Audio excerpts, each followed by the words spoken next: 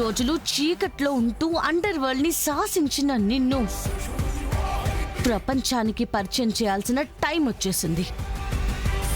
ముసుగు తీయి మీనన్. ఈ ముసుగు వెనుకున్న మృగాన్ని నేను చూడాలి.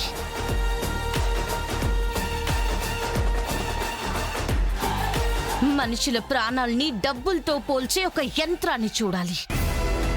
ఎన్నో కుటుంబాల్ని కూల్చి దాని మీద కోటని కట్టుకొని బతుకుతున్న ఒక నీచుణ్ణి చూడాలి. మీనన్నంటే ఒక మిసైల్ చెడి.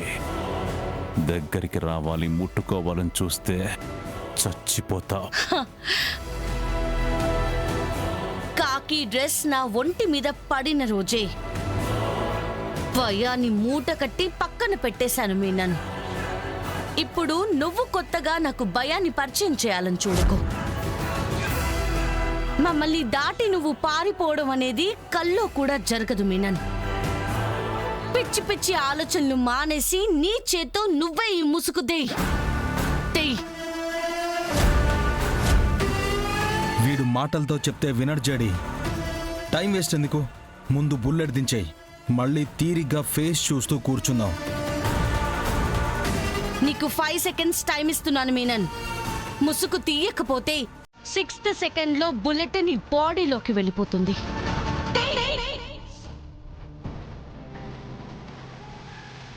1 2 3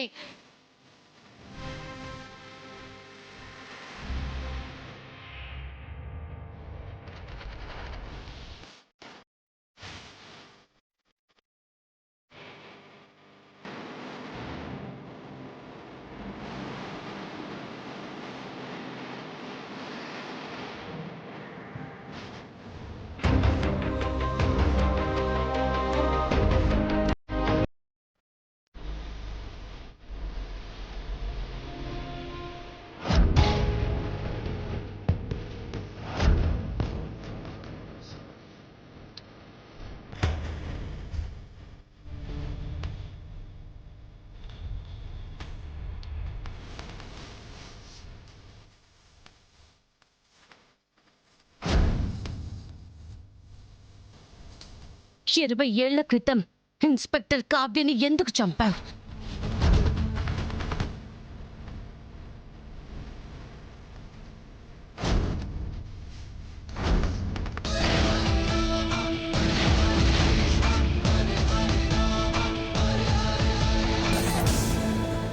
ఎందుకు ఆవిడ బతుకు మీద మచ్చ వేసి చావు కూడా మొయ్యలేని బరువునిచ్చావు?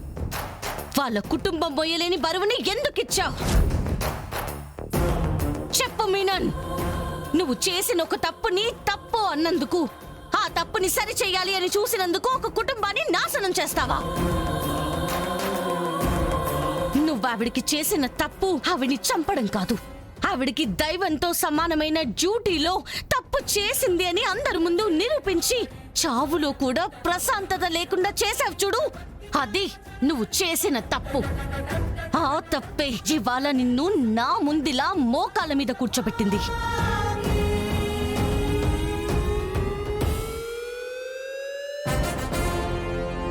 ఇరవై ఏళ్ల కిందట నేను చంపిన ఇన్స్పెక్టర్కి నీకు ఏంటి సంబంధం?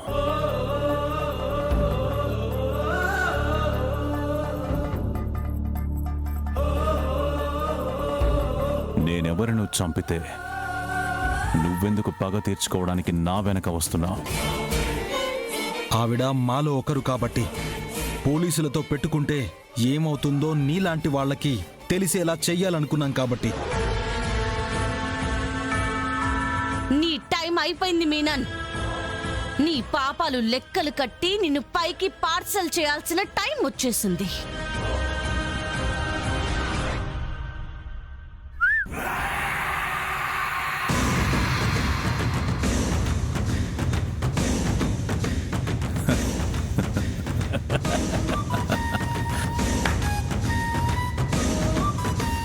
మీరిద్దరున్నారు. మా వాళ్ళు ఎంతమంది వస్తున్నారో తెలుసా? ఈ మీనన్ గాలి లాంటి వాడి చెడి. పిడికిలిలో బంధించాలనుకుంటే నీ భ్రమ మాత్రమే.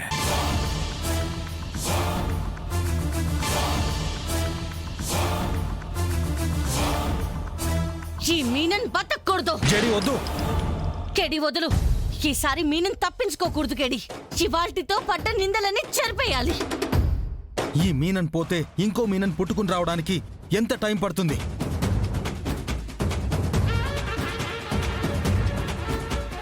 ఇంకొక మీనన్ వచ్చినా కూడా ఆపడానికి ఈ జేడి బ్రతికుండాలి. జేడి, నేను చెప్పేది విను. వద్దు.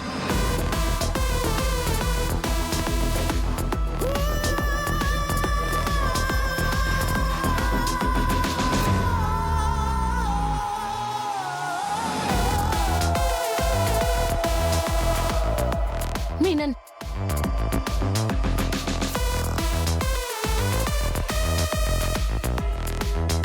షట్! తప్పించుకున్నాడు. మనం పూర్తిగా ఓడిపోలేదు జేడి. మనం మీనన్ రూపాన్ని చూసేశాం. మనం ఆల్రెడీ సగం గెలిచినట్టే. నెక్స్ట్ టైం ఖచ్చితంగా పట్టుకుందాం.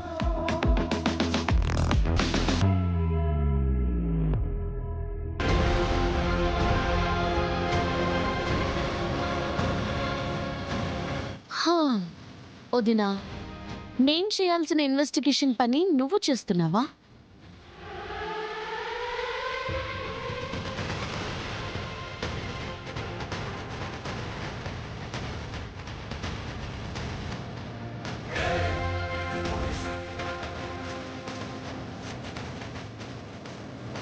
ఏమైందమ్మే? ఎందుకు బొమ్మ ఆగిపోయి ఉండదు? ఆడ ఏమవుతా ఉండదమ్మే? ఆ జేడీ కెమెరాను చూసినట్టుంది.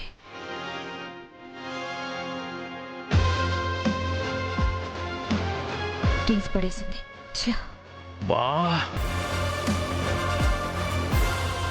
నువ్వు అన్నట్టు వాళ్ళు యువరాజుని కోర్టుకు తీసుకెళ్లకుండా టైం వేస్ట్ చేస్తున్నారు కౌశికి. అసలు యువరాజ్తో వాళ్ళకి ఏం పనో అర్థం కావడం లేదు. ఎందుకు అంతగా యువరాజ్ని కస్టడీలో ఉంచాలని చూస్తున్నారో అసలు తెలియడం లేదు.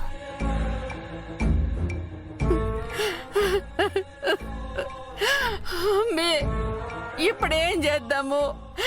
పోనీ పోలీస్ స్టేషన్కి పోదామా? వెళ్ళి వేస్ట్ పిన్ని. మనకి యువరాజ్ని అస్సలు చూపించరు. ఇంటికి వెళ్దాం. నేను మినిస్టర్ గారితో మాట్లాడి ఏం చేయగలమో అడుగుదాం. భయంగా ఉండదమ్మే.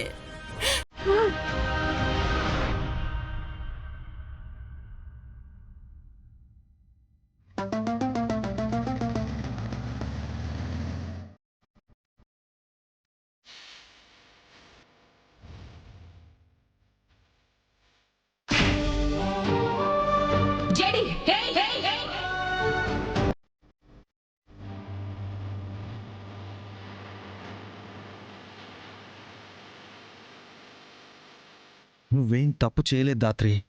మన సీనియర్ని మన కళ్ళ ముందే కాలర్ పట్టుకుని ప్రాణాలు తీస్తాను అని బెదిరిస్తే మనం ఏం చేయాలో అదే చేశావు. కరెక్టే, కానీ ఇప్పుడు మావయ్య గారిని ఫేస్ చేయాలంటే ఏదోలా ఉంది కేదార్. జేడీగా నువ్వు చేసే ఏ పనులకి జగదాత్రిగా నువ్వు బాధపడాల్సిన పని గాని ఇబ్బంది పడాల్సిన పని గాని ఏమాత్రం లేదు దాత్రి. థ్యాంక్స్ కేదార్. దేనికి? దీనికి. నేను లేకపోతే ఏమైపోతావో ఏంటో. సర్లే, ఈసారికి ఇలా కానిచ్చేసే. ఇలాంటిదేదో జరుగుతుంది అని అన్నిసార్లు నేను వస్తా వస్తా అని చెప్పాను. ఎవరైనా నా మాట విన్నారా? లేదు. ఏదో పెద్ద మా ఆయన్ని దగ్గరుండి విడిపించుకొని వచ్చేసినట్టు వెళ్లారు. ఏమైంది? ఆయన్ని కోర్టుకు తీసుకుని రాలేదు. ఎక్కడికి తీసుకువెళ్లారో తెలీదు. ఏం చేశారో తెలీదు. నా కొడుకు ఏమై ఉండదో ఏమో. వ్యాన్లో ఎక్కించే ముందు నా వైపు దీనంగా చూసుండాడు. శ్రీనివాస, ఎందుకయ్యా నాకెన్ని కష్టాలు ఇచ్చుండావు? ఊరుకో పెద్దమ్మ, అన్నయ్యకేం కాదులే. పోలీసులు కావాలనే ఇలా చేస్తున్నారు. పోలీసులు ఎందుకు కాచారటం? అయినా మా ఆయన్ని విడిపించి ఇంటికి తీసుకురావాలనే ఉద్దేశం ఉంటే ఎలా అయినా తీసుకురావచ్చు. ఫలితం మనకనుకూలంగా రాలేదు అని, అసలు ప్రయత్నమే లేదు అనడం కరెక్ట్ కాదు. ఈ ఇంట్లో తల్లిదండ్రి కంటే యువరాజ్ని బయటికి తీసుకురావాలి అని కౌశికినే ఎక్కువ ప్రయత్నిస్తుంది. అది అర్థం చేసుకో. యువరాజ్ నీకు భర్త కాకముందే నాకు తమ్ముడు. ఈ చేతులతో వాణ్ణి పెంచాను. ఇందాకటి నుంచి చూస్తున్నాను. నేనొచ్చుంటే ఏదో చేసేదాన్ని అని అంటున్నావు. ఏం చేసేదానివి? మావయ్య మీద చేయి చేసుకున్న వాళ్ళని మీలాగా వదిలేసైతే వచ్చేదాన్ని కాదు వదినా. యువరాజ్ బయటకొచ్చినా కేసు కొట్టేసినా ఆ జేడీని మాత్రం వదిలిపెట్టను కౌశికి. నా మీద చెయ్యి చేసుకున్న ఆ జేడీని నా కాళ్ళు పట్టుకుని తప్పైపోయింది క్షమించమని అడిగే వరకు వదిలిపెట్టను.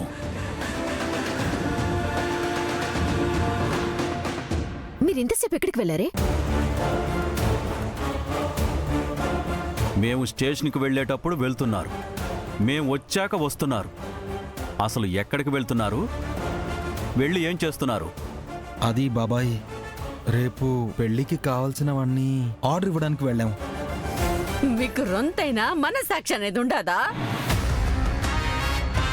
ఇంట్లో ఉండాల్సిన అబ్బోడు జైల్లో ఉంటే మీరు సంబరాలకి సామాన్లు ఆర్డర్ ఇవ్వడానికి వెళ్ళుండమని అంత తాపిగా చెప్తా ఉండారు. ఈ ఇంటి ఉప్పు తింటున్నారు కదా, కొంచెమైనా విశ్వాసం ఉందా జగదాత్రి నీకు? అరే, యువరాజ్కి ఏమైందని కానీ ఎలా ఉన్నాడని కానీ అడిగారా మీరు? పోనీ పోలీస్ స్టేషన్కి వెళ్ళి కలిసి ఏమైనా చేయగలరేమో చూసారా? వాళ్ళని వీళ్ళని అడిగే టైం వేస్ట్. నేనే డైరెక్ట్గా జేడీతో మాట్లాడతాను.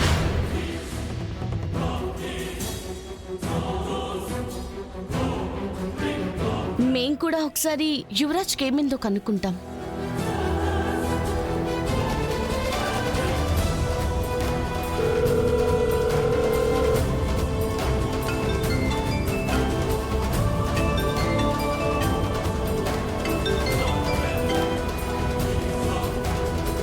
హలో, నా తమ్ముడిని ఎందుకు కోర్టుకు తీసుకురాలేదు?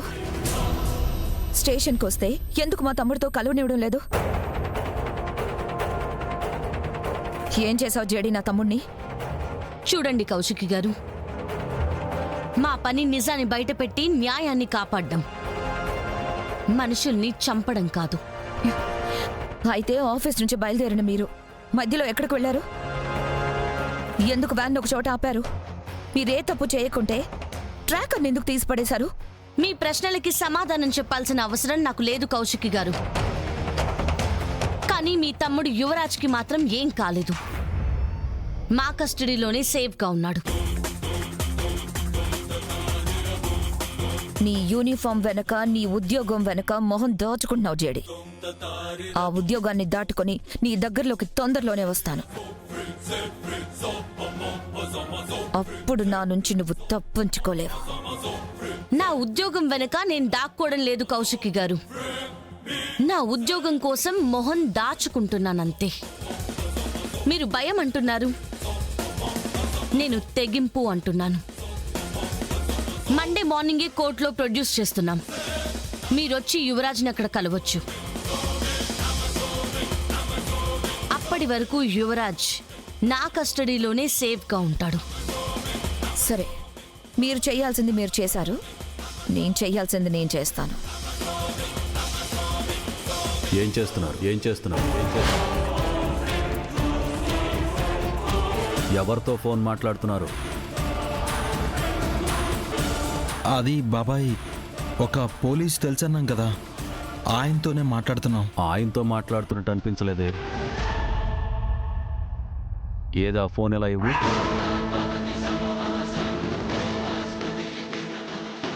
మిమ్మల్ని ఆ ఫోన్ ఇవ్వండి.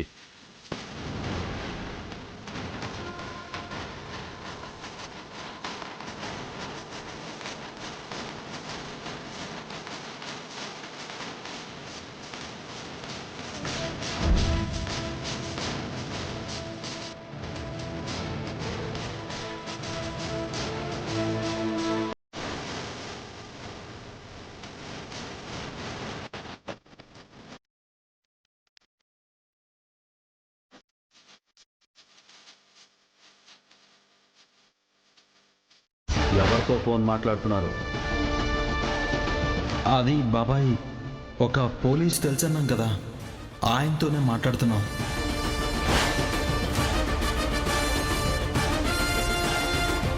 Just miss Dhatri.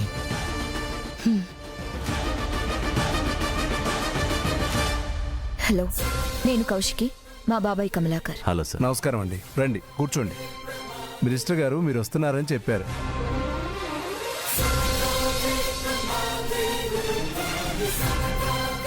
మీరు కూడా చూడండి మేడం. యువరాజ్ అని మా అన్న కొడుకు సార్. మర్డర్ స్పాట్లో పర్స్ దొరికింది.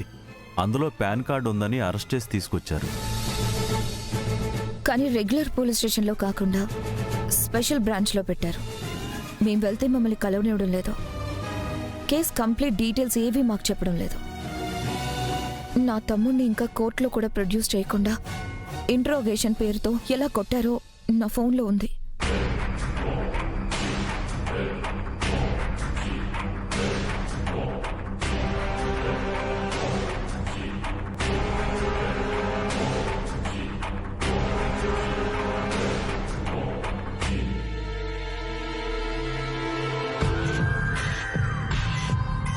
న్యూస్లో చూశానండి. నిన్న కోర్టుకు తీసుకెళ్తామని ఊరంతా తిప్పి మళ్ళీ కోర్టు టైం అయిపోయిందని సోమవారం మంగళవారం కోర్టులో ప్రొడ్యూస్ చేస్తామని చెప్తున్నారు సార్. కానీ అప్పటిదాకా వాడికి ఏమవుతుందో అని చాలా భయంగా ఉంది. అసలు ఇప్పుడు ఎలా ఉన్నాడో కూడా తెలియడం లేదు. జేడీ టీం మీద ఇలాంటి కంప్లైంట్ రావడం ఫస్ట్ టైం అండి. జేడీ టీం ఎఫ్ఎన్సీ గురించి, వాళ్ళ వర్క్ గురించి మా డిపార్ట్మెంట్లో కూడా చాలా మంచి పేరు ఉందండి. రేపు జేడీని పిలిపించి ఎక్స్ప్లెనేషన్ అడుగుతామండి. దాన్ని బట్టి డిసిప్లినరీ యాక్షన్ తీసుకోవాలా లేదా అనేది డిసైడ్ చేస్తాం. ఓకే మ్యామ్, బట్ ప్లీజ్ వాళ్ళ నుంచి మా తమ్ముడిని బయటికి తీసుకొచ్చేలా చూడండి. వాళ్ళ దగ్గర ఇంకొక రోజున్నా వాడికి ఏమవుతుందో అని చాలా టెన్షన్గా ఉంది. ఓకేనండి, మేము చూసుకుంటాం. Thank you. వెళ్ళొస్తాం.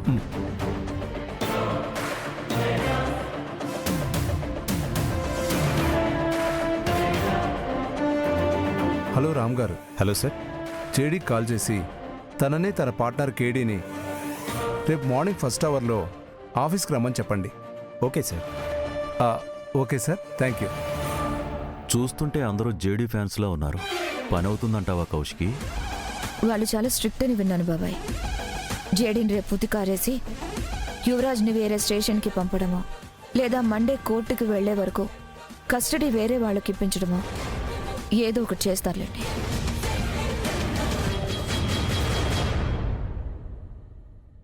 లాయర్ గారు, హెచ్ఆర్సీ వెంటనే జేడీ టీంని ఎక్స్ప్లెనేషన్ అడుగుతా ఉన్నారు. థ్యాంక్స్ అండి. యువరాజ్ స్టేషన్లోనే ఉన్నాడని కన్ఫర్మ్ చేసినందుకు thank you. Kaushiki, happy anniversary.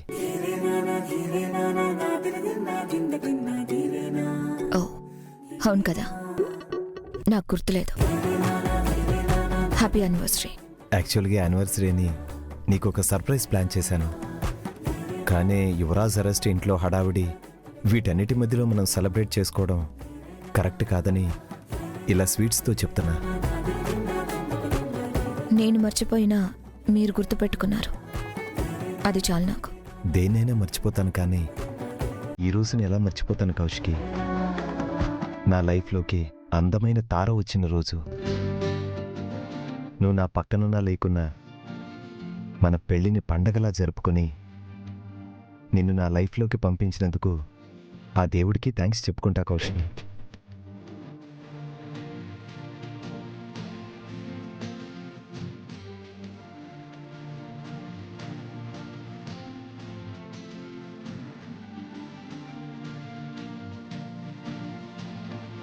Happy anniversary.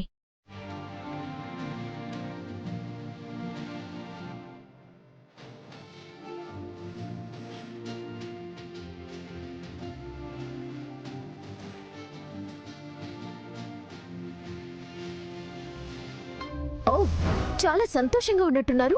పైగా స్వీట్స్ కూడా పంచుకుంటున్నారు. ఇవాళ మా పెళ్లి రోజు, స్వీట్స్ తీసుకోండి.